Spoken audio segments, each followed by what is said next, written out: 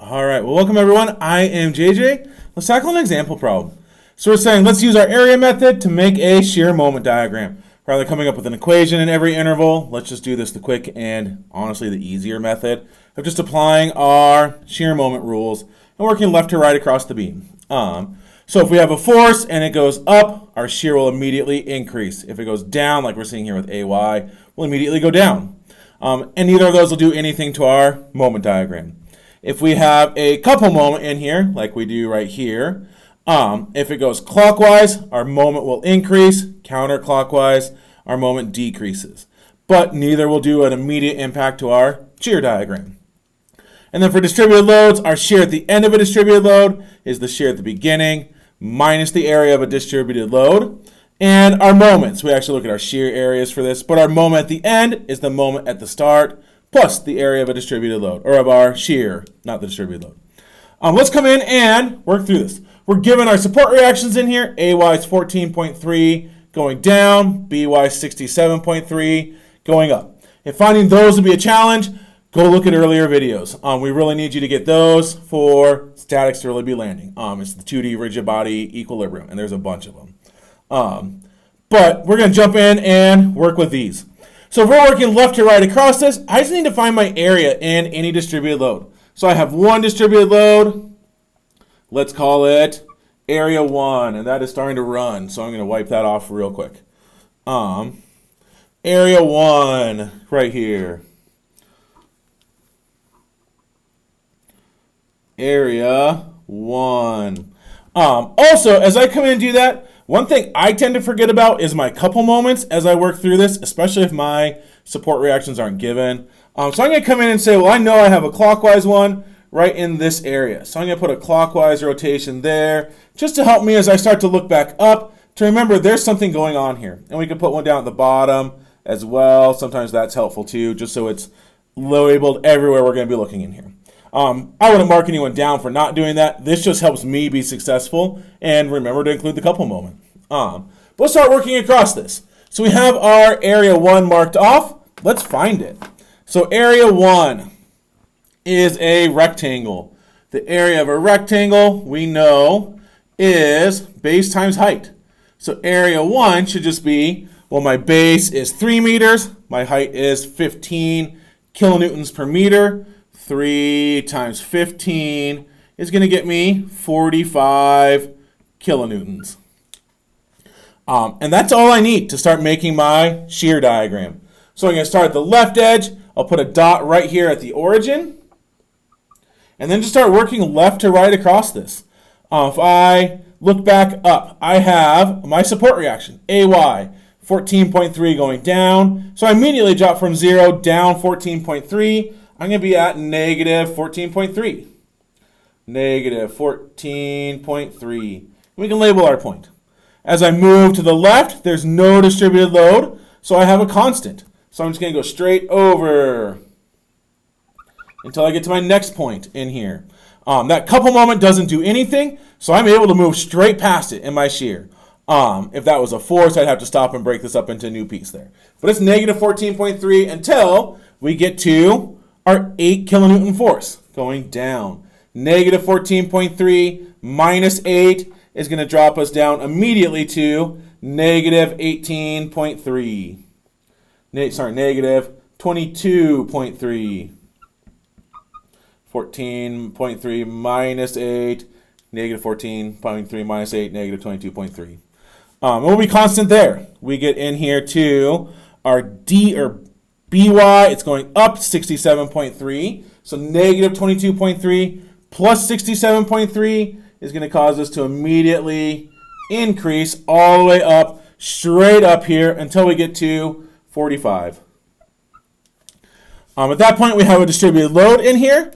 Our area or our shear at the end of our distributed load, working with this rule right here, should be our shear at the start. Well, that's 45 minus the area of the distributed load. 45 minus 45 is going to get us back down here to 0. And our shape for that, well, I had a constant for my distributed load. If I integrate a constant, we get a linear function. So I have a linear line that's going to connect those. And that's my whole shear diagram. We're starting and ending at 0, so our work is at least logically, we have a sign that we are on the right track for everything. And we can shade it in just to make it look nice. That's our entire shear diagram. From there, we need to break up our shear into easy to work with areas. Because I have a couple moment in the middle of this one, I'm going to need to break this piece into two areas in there. So I'm going to call this area 1, or area 2. We already used area 1. Area 2, area 3 would be our little one right here. This will be area 4. And then our triangle will be area 5. So just a few more areas to find to get through this. So area 2. Again, it's a rectangle, so I just want to use base times height. My base of that is 2 meters, 2, and my height is negative 14.3. Or area 2 is going to work out to be negative 28.6. Negative 28.6 kilonewton meters.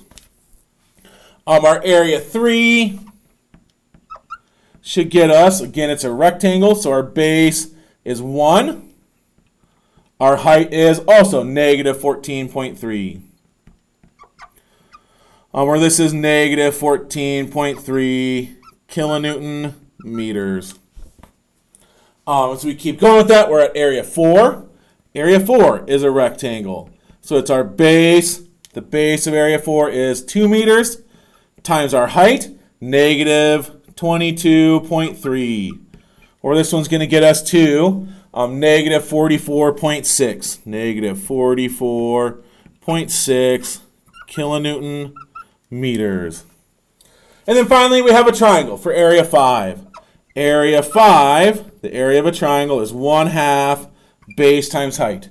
Our base of area 5 is 3 meters, and the height here is 45.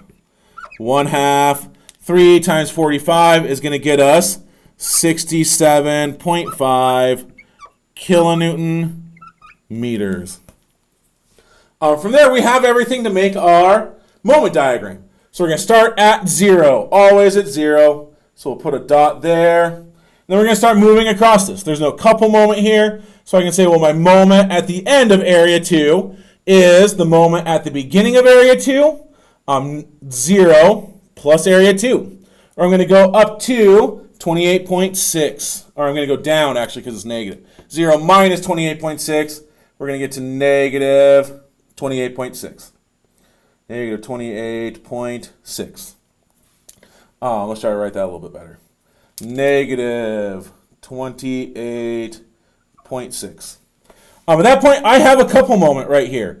Remember, we have our two arrows. Let's look back up. It is 20 kilonewton meters going clockwise. Clockwise makes our moment go straight up. So we're going to increase by the magnitude. Negative 28.6 plus 20 will get us up here at negative 8.6. I'm going to label this up above. Negative 8.6, just to save a little bit of space there. I should connect dots here. I had a constant for my shear, so integrating a constant, we get a linear function. So a straight line for that first bit. And then we immediately jump straight up to negative 8.6. Then we can keep going with that. Negative 8.6 is our moment at the beginning of an interval, m start. If we add in the area 3 into that, we'll get the moment at the end of area 3. Negative 8.6 minus 14.3 is going to get us negative 22.9. So we're going to drop down here to negative 22.9. We had a constant for our shear. Integrating a constant, we get a linear. So it's a straight line dropping down. And we can keep going with that. There's a decimal right here. It's like right on the line. But if we keep going with that, we have area 4. There's no more couple moments, so we're only looking at our areas from here out. Our moment at the end of area 4 will be our moment at the beginning, negative 22.9, plus area 4. So negative 22.9 plus a negative 44.6 is going to get us all the way down here to, and our scale's not great, but that's okay, negative 67.5. And I had a constant for my shear, so I should have a linear function for my moment, just straight down to negative 67.5. At that point, there's one last thing for me to get in here. I need to say, well, my moment at the end of area 5 is the moment at the beginning, negative 67.5, plus area 5. So plus 67.5. We'll end up back here at 0. We had a linear function here for our shear. If I integrate a linear, I get a parabola. So I should have a parabolic function. This one was sloping downwards, so my parabola should be concave down as I come in here. Or we'll look something like this. And we can shade that all in, again, just to make it look nice. That would be our final answer for everything. Hopefully this is a useful video for you. If it was, stick around, hit those like and subscribe buttons. Let's get you an A with JJ.